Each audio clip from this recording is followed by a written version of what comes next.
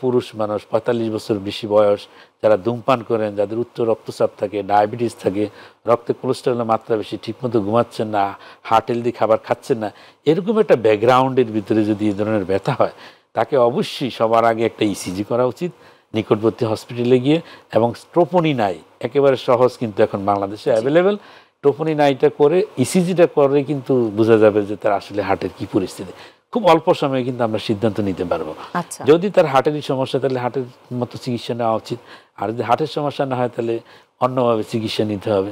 মানে আমাদের করতে হবে কি অবশ্যই আমাকে একটা ইসিজি এবং ট্রোপোনিন করার জন্য ব্যবস্থা নিতে হবে। এবং সবচেয়ে বড় কথা এই জাতীয় সমস্যা হলে ঘরে বসে থাকা উচিত না, সরাসরি হাসপাতালে যাওয়া বা তাৎক্ষণিকভাবে কি কোনো ঔষধ বা সমাধান মানে কিছুটা উপকার হয়। যেমন একটা পেশেন্ট তার উচ্চ রক্তচাপ আছে, তার ডায়াবেটিস আছে, তার কোলেস্টেরলের মাত্রা বেশি, ফ্যামিলিতে এরকম হিস্ট্রি আছে, এই ধরনের একটা রোগীর যদি আমি যেরকম ভাবে বললাম যে এরকম যদি একটা টিপিক্যাল হিস্ট্রি থাকে বুকে ব্যথার, তাহলে তাকে তো অবশ্যই ধরে নিতে হবে যে এটা কিন্তু হার্টেরই সমস্যা।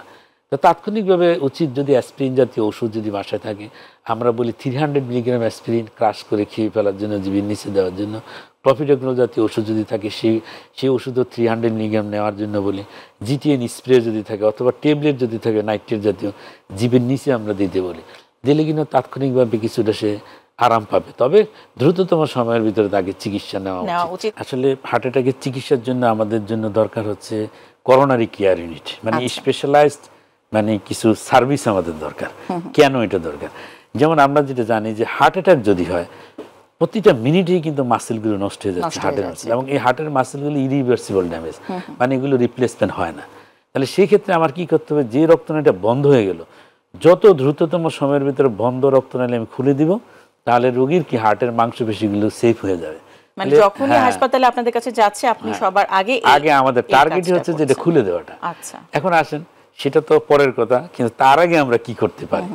যেমন আমাদের দেশে যে রোগীরা এমন জায়গায় থাকেন, তারপর ট্রান্সপোর্ট সিস্টেম সবকিছুর জন্যই দেখা যাচ্ছে সঠিক সময়ে কিন্তু হসপিটালে গিয়ে পৌঁছতে পারে না। যেমন তার আগে আমাদের কি করা উচিত, যদি আমরা বুঝতে পারি যে হার্ট অ্যাটাক হয়ে গেছে, সেই ক্ষেত্রে আমাদের অ্যান্টিপ্লেটলেট জাতীয় ওষুধ, আমরা যেমন বললাম যে অ্যাসপিরিন অথবা ক্লফিডোগ্রাল জাতীয় ওষুধ যদি 300 মিলিগ্রাম করে আমরা দিয়ে দিতে পারি সাথে সাথে, তাহলে দেখা যায় যে রক্তনালী অনেকটা খুলে যাওয়ার মতো পরিস্থিতি হয়। তার সাথে ব্যথা কমানোর জন্য আমরা নাইট্রেট জাতীয় ওষুধ দিব, এবং দ্রুততম সময়ের ভিতরে নিকটবর্তী সিসিইউ মানে করোনারি কেয়ার ইউনিট। এবং দেখা যাচ্ছে যে আমাদের দেশে অনেক মেডিকেল কলেজগুলোতে কিন্তু করোনারি কেয়ার ইউনিট আছে, বড় বড় শহরগুলোতে কিন্তু করোনারি কেয়ার ইউনিট সরকারি এবং প্রাইভেট লেভেলও কিন্তু অ্যাভেলেবেল। তাহলে সেখানে দ্রুততম সময়ের ভিতরে যদি পৌঁছানো যায়, তাহলে যে কাজটা আমরা করি সেটা হলো যে 12 ঘন্টার ভিতরে যদি রোগী বুঝতে পারেন হসপিটালে, সেক্ষেত্রে আমরা কিছু ওষুধ প্রয়োগ করি, যে ওষুধের মাধ্যমে 100% বন্ধ রক্তনালীকে খুলে দেওয়া সম্ভব। সেই ওষুধের ভিতরে যেমন থ্রম্বোলাইটিক ওষুধ বলা হয়, স্ট্রেপ্টোকাইনেস, টেনিক্টোপ্লেজ, এই ধরনের ওষুধ অ্যাভেলেবেল, যার মাধ্যমে রক্তনালী খুলে দিতে পারি।